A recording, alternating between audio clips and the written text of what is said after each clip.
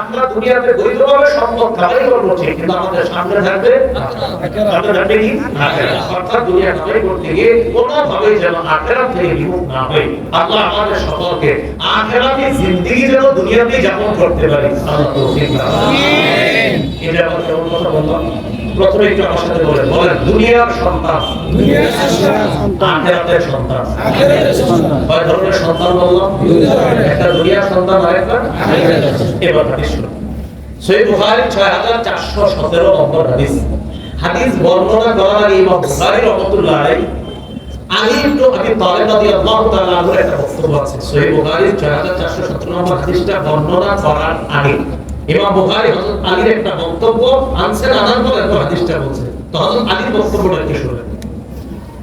عن علي بن ابي طالب رضي الله تعالى عنه إذ دخلت الدنيا مدبرة وارتحلت الآخرة مقبلة ولكل واحدة منهما بنون فكونوا من أبناء الآخرة ولا تكونوا من أبناء الدنيا।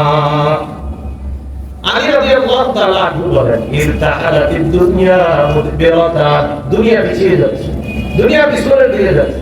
ওয়া ইরতাহালাতিল আখিরাতু মুকবিলা, আখিরাত এগিয়ে আসছে। বলেন সবাই, দুনিয়া পিছিয়ে যাচ্ছে, আখিরাত এগিয়ে আসছে। আখিরাত এগিয়ে, মানে দুনিয়া জীবন শেষের দিকে, আখিরাত আসছে। এরপর হযরত আলী বলেন, ওয়ালিকুল্লি ওয়াহিদাতিন মিনহুমা বানুনা, দুনিয়ার সন্তান আছে, আখিরাতের সন্তান আছে।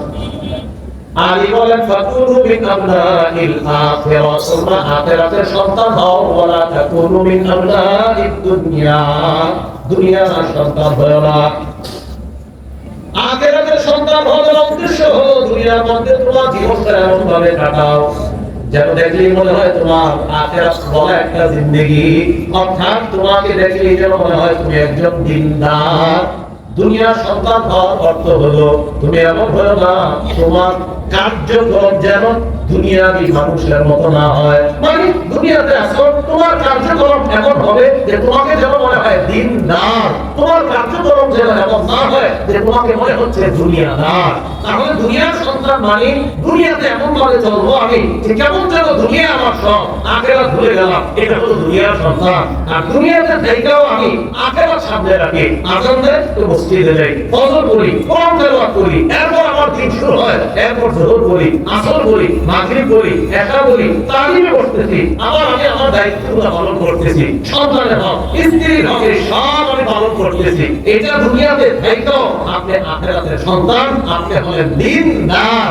আর দুনিয়াতে থাকার পরেও টাকা পয়সা কামাই করতেছেন, জুয়া খেলতেছেন, সুদ খাইতেছেন, ঘুষ খাইতেছেন, এই দুনিয়াতে থেকে আসছে দুনিয়ার সন্তান, আপনি হলেন দুনিয়াদার। ভাই দুনিয়াদার দিনদার হয়ে আসছে, আমরা কি দুনিয়ার সন্তান হব না আখিরাতের?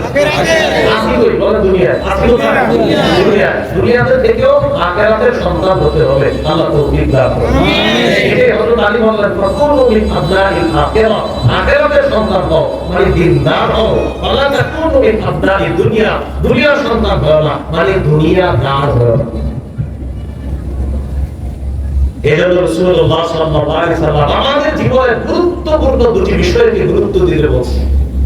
সবাই বলি আমাদের জীবনে গুরুত্বপূর্ণ বিষয় কয়টা আছে? দুইটা। এই দুইটা গুরুত্বপূর্ণ জীবনের অংশকে গুরুত্ব দিব। বলেন, সময়, সুস্থতা, সময়, সুস্থতা।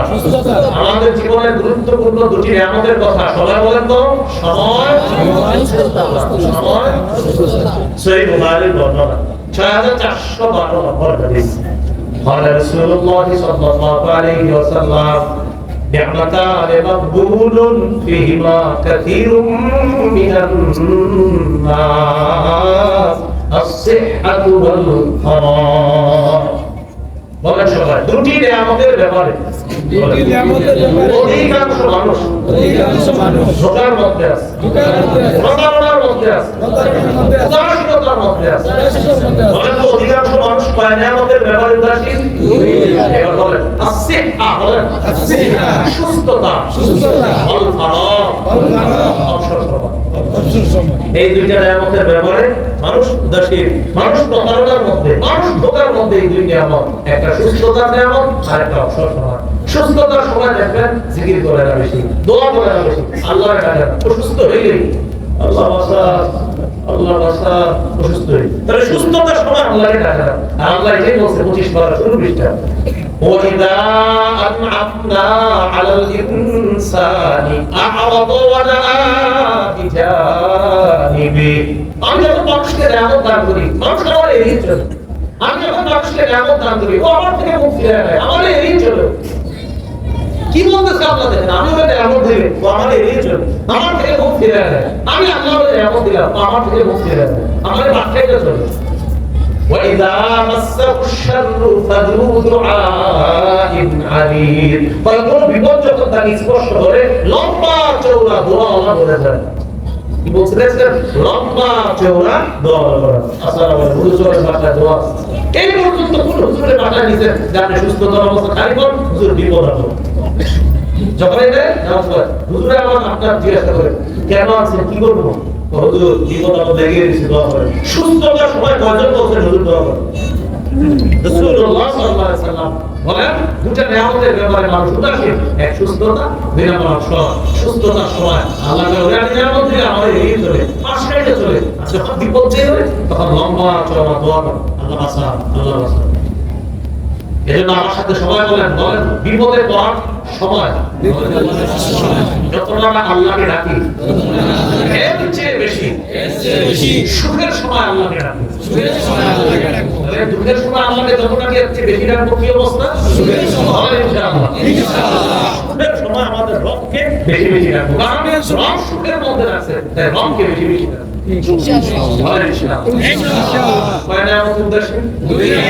সুস্থতা আরেকটা হলো অপশন। গার্মেন্টসে রওনা করার পরে গার্মেন্টসে আপনি আরো 1 ঘন্টা আছে, 1 ঘন্টা পরে কাজ শুরু করবেন। আপনি জানেন যে আমার গার্মেন্টসে পৌঁছতে এখন 1 ঘন্টা লাগবে, তাহলে 1 ঘন্টা পরে আপনি ব্যস্ত হয়ে যাবেন। 1 ঘন্টা এখন অপশন আছে, গাড়িতে বসে রয়েছেন, লেখনায় বসে রয়েছেন, অটোতে বসে রয়েছেন, গল্প বুঝবে না কাটায় যে 1 ঘন্টা পরে আমার কাজে লাগতে হবে, তবে 1 ঘন্টা কাজে লাগবে। সুবহানাল্লাহ, আলহামদুলিল্লাহ, লা ইলাহা ইল্লাল্লাহ, আল্লাহু আকবার। জান্নাতের মধ্যে জান্নাতীরা কোনো কিছু আফসোস করবে না, একটা আফসোস করবে, আরেকবার বেশি যদি ওই সময় আমি একটু কাজে লাগাইতে পারতাম, একটু বেশি যদি সুবহানাল্লাহ বলতে পারতাম, তো জান্নাতে আজকে আমার অবস্থানটা এখানে না হয়ে আরো উন্নত অবস্থা হবে। এই আফসোস সব জান্নাতি করবে। যেই সময়টা আমার নষ্ট হয়ে গেল, এটার আফসোস জান্নাতীরাও করবে। আবার বুঝেন, সময়ের আফসোস জান্নাতীরাও করবে। তাহলে কয় নিয়ামতে আমরা উদ্দেশ্যে? দুই নিয়ামতে, সুস্থতা আর একটা সময় কাজে লাগানো। রাসূলুল্লাহ সাল্লাল্লাহু আলাইহি ওয়াসাল্লাম বলেন 5টি জিনিসের পূর্বে 5টি জিনিসকে মূল্যায়ন করো। বলেন তো কয়টা বিষয়কে মূল্যায়ন করো? কয়টা লাগে? 5টা। মুস্তাদরাকে হাকিম বাইহাকির মধ্যে আছে, قال রাসূলুল্লাহ সাল্লাল্লাহু আলাইহি ওয়াসাল্লাম ইগতানিম খামসান ক্বাবলা খামসিন শাবাবাকা ক্বাবলা হারামিক। রাসূলুল্লাহ সাল্লাল্লাহু আলাইহি ওয়াসাল্লাম বলেন 5টি জিনিস তোমার জীবনে আসার আগে 5টি জিনিসকে মূল্যায়ন করো। 1 নম্বর শাবাবাকা ক্বাবলা হারামিক, বার্ধক্য আসার আগে যৌবন কালকে মূল্যায়ন করো। বার্ধক্যে পৌঁছার আগে যৌবন কালকে মূল্যায়ন করো।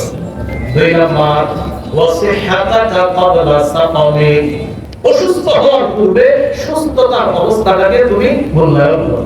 3 নম্বর ওয়াফারাগাকা ক্বাবলা শুগুলিক, ব্যস্ত হওয়ার পূর্বে অবসর সময়টাকে তুমি মূল্যায়ন করো।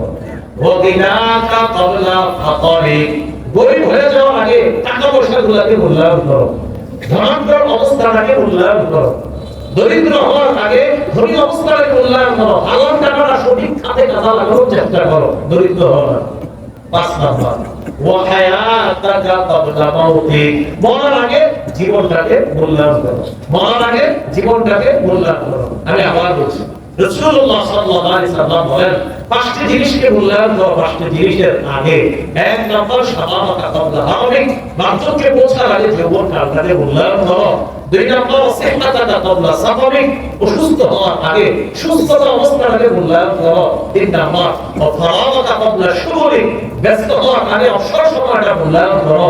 4 নম্বর ওয়াগিনাকা ক্বাবলা ফাকারিক, দরিদ্র হওয়ার আগে ধনাঢ্য অবস্থাটাকে তুমি মূল্যায়ন করো। 5 নম্বর ওয়াহায়াতাকা ক্বাবলা মাউতিক, মরার আগে তোমার এই জীবনটাকে তুমি মূল্যায়ন করো। আল্লাহ আমাদের এই সুস্থতা আর অবসর সময় সহ আর যে আরো কথাগুলো তুমি বললেন সবগুলোকে মূল্যায়ন করা তৌফিক দান করুন। তিরমিজি বর্ণনা 2416 নম্বর হাদিস। এই হাদিসের মধ্যে আছে, আগে একটু আপনারা প্রশ্ন দিন সবাই, বলেন পাঁচটি প্রশ্নের আগে বলেন কিয়ামতের ময়দানে আদম সন্তানের দুই পা নড়বে না। এখন স্বামী বাকি অংশ আপনারা বলেন তো, কয় প্রশ্নের আগে কিয়ামতের মাঠে দুই পা নড়বে না? পাঁচটি প্রশ্ন। قال رسول الله صلى الله عليه وسلم لا تزول قدم ابن آدم من عند ربه يوم القيامة حتى يسأل عن خمس। কিয়ামতের ময়দানে রবের সামনে থেকে আদম সন্তানের দুই পা নড়বে না। একটু মাথায় এলেন, একটু চিন্তায় এলেন যে রবের সামনে আমি দাঁড়িয়ে আছি আর পাঁচ প্রশ্ন আমাকে বলা হবে, উত্তর না দেওয়ার আগে আমি পাঁচ প্রশ্নের আগে আমার দুই পা নড়বে না। এগুলো মাঝে মাঝে চিন্তায় আনবেন, চিন্তা করবেন। এক নাম্বার, আন প্রভুহি